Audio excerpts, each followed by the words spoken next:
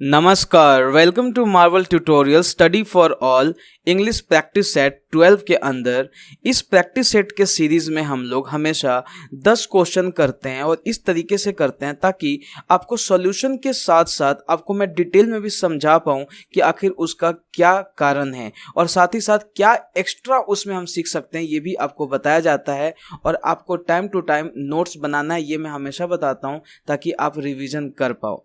तो चलिए स्टार्ट करते हैं, देखते हैं कि फर्स्ट क्वेश्चन क्या है।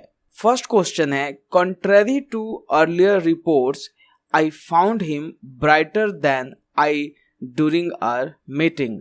सो कॉन्ट्रेरी का मतलब होता है उल्टा। कॉन्ट्रेरी टू अर्लियर रिपोर्ट्स जो आया था उससे विपरीत, ठीक है। क्या मैंने देखा, आई फाउंड हिम ब्राइटर मतलब जैसा वो था उससे ज्यादा अच्छा।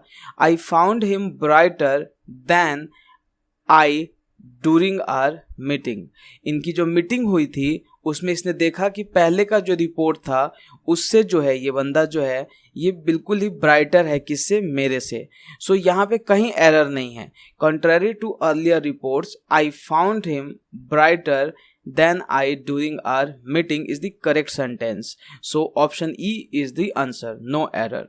Second question, it was me who was responsible for making all the arrangements for the successful completion of his studies।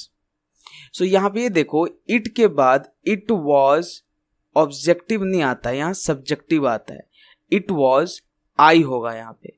it was I who was responsible for making all the arrangements for the successful completion of his studies। यहाँ पे ये देखो, यहाँ पे was है इसीलिए यहाँ पे it was I who was responsible हो गया।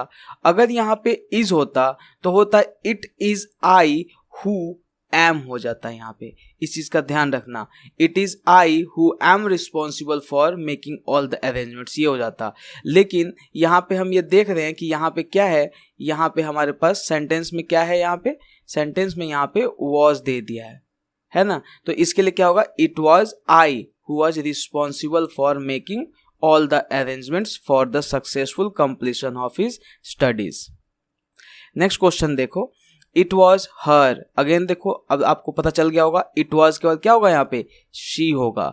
it was she who suggested that you be at the door to welcome each participant। so यहाँ पे कौन सा आंसर सही हो जाएगा, it was her में यहाँ पे एरर है, क्या हो जाएगा, it was she। Next question is, when the examinations were over, Anil and me went to our native town। अब यहाँ देखो, when the examinations were over, कोई बात नहीं, examinations से उसके over आया हुआ है, उसके बाद अनिल and me। अब अनिल and के बाद यहाँ पे क्या आएगा, आई आएगा, बिकॉज यहाँ पे ये दिया जा रहा है, कंडीशन दिया जा रहा है when the examinations were over. अब यहाँ से फिर से एक सेंटेंस शुरू हो रहा है, अनिल एंड आई, सब्जेक्टिव है इसीलिए यहाँ पे सब्जेक्टिव यूज होगा। Anil and I went to our native town. So यहाँ पे कौन सा आंसर सही हो जाएगा, option B, over Anil and I. Next question, they have invited Sushma and I for the meeting to be held in the next month. अब यहाँ पे ना कंफ्यूजन यही होती है कि आप सब्जेक्टिव ऑब्जेक्टिव जो है जल्दी जल्दी में पहचान नहीं पाते हो।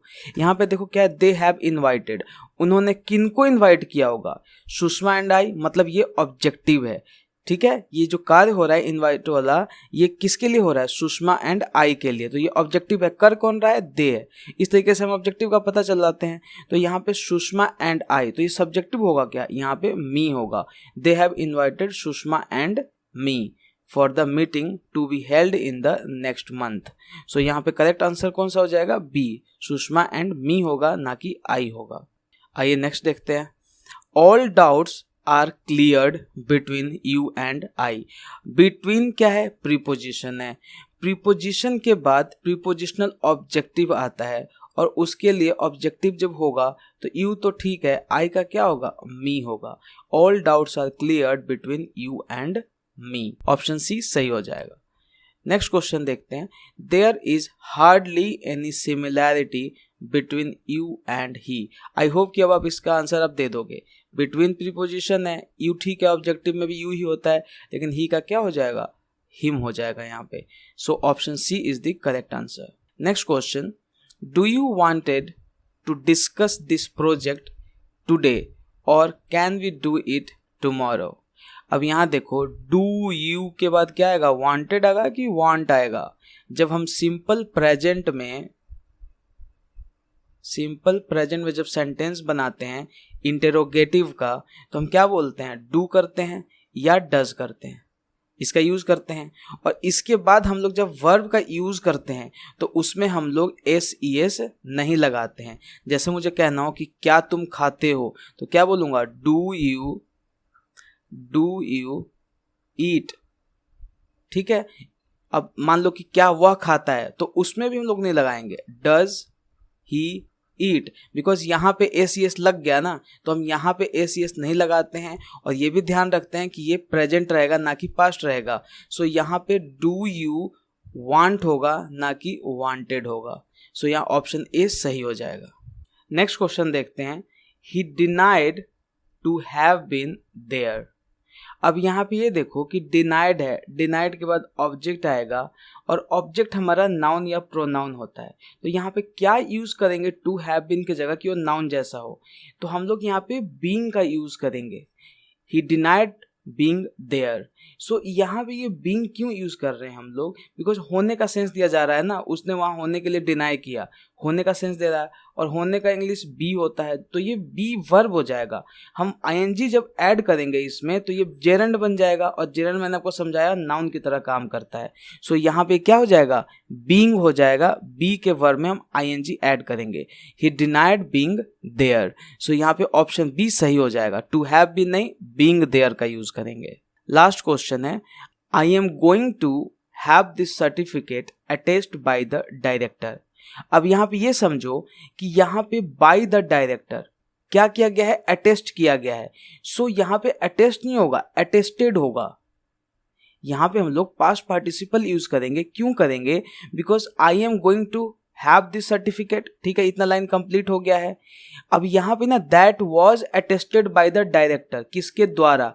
अब यहाँ पे जब हम लोग किसी ऑब्जेक्ट को ध्यान में रखते हुए अगर सेंटेंस बनाते हैं तो हम पैसिव में बनाते हैं, तो यहाँ पे सर्टिफिकेट को ध्यान में रखते हुए यहाँ पे सेंटेंस अब बन रहा है, I am going to have this certificate, जिनको अटेस्ट किया गया है डायरेक्टरों ने। तो वहाँ पे जो अटेस्ट है वो किया गया है। ठीक है, तो यहाँ पे सर्टिफिकेट का तो कुछ यूज हो नहीं रहा है, तो वहाँ पे यूज करेंगे कैसे, I am going to have this certificate attested by the director. यहाँ पे अगर ये होता I am going to have this certificate that was attested by the director, तो आप समझ जाते। यहाँ पे जो दैट वाज है ये ओमिट किया गया है और ये हम कर सकते हैं, I am going to have this certificate that was attested by the director. So यहाँ पे दैट वाज है नहीं, यहाँ पे समझने वाला चीज था कि यहाँ पे ये अटेस्टेड यूज होगा। I am going to have this certificate attested by the director. So यहाँ पे ऑप्शन सी जो है वो सही हो जाएगा। तो ये थे हमारे 10 क्वेश्चन। आई होप कि आप इसको ढंग से समझ पाए होंगे और आपने इसको नोट किया होगा। जो भी एक्स्ट्रा चीज़ होता है उसको नोट कीजिए। बार बार लेक्चर देख के आपको मतलब सीखना सही नहीं रहेगा। एक बार आपने सीख लिया, अब इसको रिवाइज करना आप। तो चलिए ठीक है, आज के लिए इतना ही। अगर आपको लेक्चर पसंद आता है तो लाइक कीजिए, शेयर कीजिए, सब्सक्राइब कीजिए और बेल बटन को प्रेस कर लीजिए। इससे आप अपडेट रह पाओगे और टाइम टू टाइम नोटिफिकेशन मिलती रहेगी। धन्यवाद।